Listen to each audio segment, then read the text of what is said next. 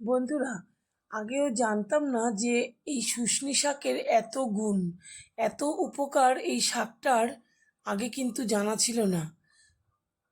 বন্ধুরা, তোমরা জানো হয়তো অনেকেই যে এই শাকটা খেলে পরে আমাদের ভীষণ ঘুম ভালো হয়, কিংবা আমাদের লিভারও ভালো রাখতে এই শাকটা কিন্তু অনেক উপকারী। আর মাথা যন্ত্রণা, মাথা ব্যথা এগুলো কিন্তু কমাতেও এই শাকটা ভীষণ সাহায্য করে।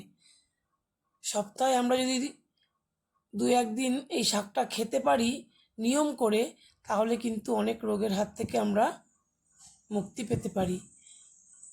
রান্না করা খুবই সোজা, আর খেতেও তো বেশ সুস্বাদু। এই শাকটি মানে শাকের যে ডাল থেকে পাতাগুলোকে ছিঁড়ে নিয়েছি, নিয়ে এরকম খুব ভালো করে ধুয়ে নিয়ে এরকম একদম কুচি কুচি করে কেটে নিয়েছি ছোট ছোট করে।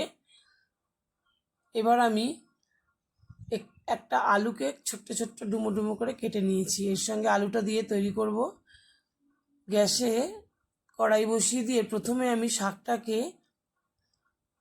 একদম নর্মাল অবস্থাতে দিয়ে একটু নুন হলুদ দিয়ে নেড়ে চেড়ে একটু সেদ্ধ করে নেব। শুকনো অবস্থাতেই নাড়াচাড়া করব, এখন আমি জল দেব না কোনো। তো শাকটা দেখতে যতটুকু লাগছে, নাড়াচাড়া করলে যে কোনো শাকই নাড়াচাড়া করে যখন রান্না করা হয় তখন একদম কমে যায়। এটাও একদম কিন্তু কমে যাবে এখন। নাড়াচাড়া করতে করতে একদমই অল্প একটু হয়ে যাবে। তোমরা দেখো, আশা করি তোমাদের ভালো লাগবে। আর এই শাকটা নিয়ম করে খেতে পারলে কিন্তু আমরা অনেক রোগের হাত থেকে রক্ষা পেতে পারি। শাকটা কিন্তু অনেকটাই কমে গেছে,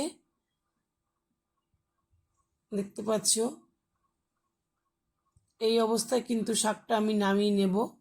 প্রথমে নামিয়ে কড়াইটা ভালো করে ধুয়ে আবার কড়াইটা গ্যাসের মধ্যে বসিয়ে দেব। কড়াইটা বসিয়ে দিয়েছি, এবার কড়াইতে তেল দিয়ে দিলাম, সর্ষের তেল দিয়ে তেলের মধ্যে আমি প্রথমে আলুগুলোকে ভেজে নিচ্ছি। একবারে মানে ফোড়ন দিয়ে আমি কিন্তু তারপরে আলুটা ভেজে শাকটাও দিয়ে দিতে পারতাম, কিন্তু আলুটা আমি আগে ভেজে নিচ্ছি। আলুটা ভেজে নিয়ে এভাবেও করা যায়।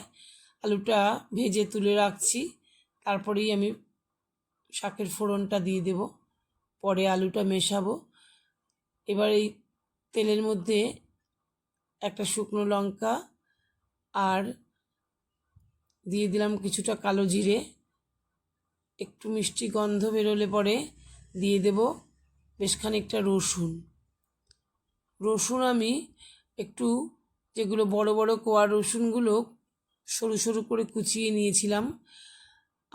রসুনের থেকে কিন্তু বেশ মিষ্টি গন্ধ আসা পর্যন্ত গ্যাসের ফ্লেমটা কমিয়ে একটু ভেজে নিতে হবে। এখানে কিন্তু পেঁয়াজও দেয়া যায়, তোমরা চাইলে পেঁয়াজ কুচিও দিতে পারো। রসুনটা লাল লাল হয়ে যাওয়ার পরে সেদ্ধ করা শাকটাকে এর মধ্যে আমি দিয়ে দিলাম।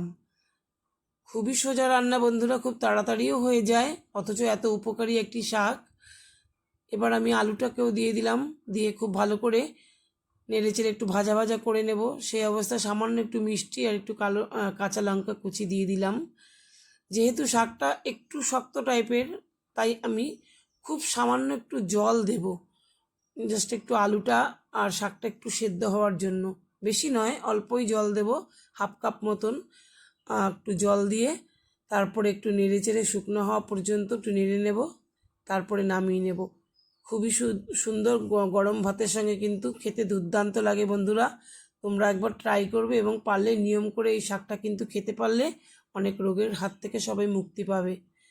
সকলকে ধন্যবাদ আমার এই ভিডিওটা দেখার জন্য। দেখা হবে তোমাদের সঙ্গে পরবর্তী ভিডিওতে। সকলে ভালো থেকো, ধন্যবাদ।